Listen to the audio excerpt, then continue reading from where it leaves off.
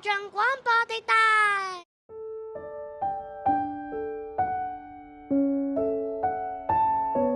我係將 A 班陳俊豪，我係中一 A 班蔡可忠。我哋陣間睇咗一本圖書叫《愛大聲說實話》作者叫霍普古德。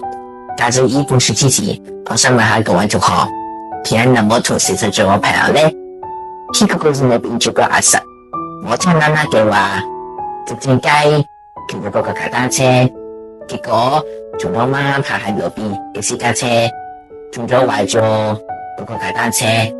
之後佢有3個朋友都問佢發生咗咩事，阿實都做咗幾個非常荒謬嘅大話去呃佢你，好似講完嘅話都唔開心。呢本書嘅特別之處就係作者將誠實形容為一位朋友。當我哋犯錯嘅時候，又唔想向人講出真相嗰陣，誠實呢位朋友就會出現，內心就會好掙扎，究竟講大話好咧，定係講真話好咧？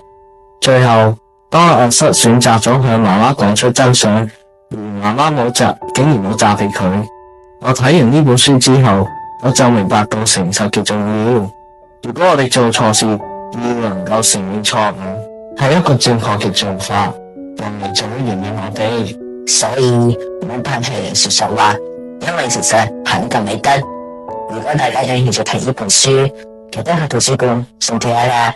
好嘛，拜拜。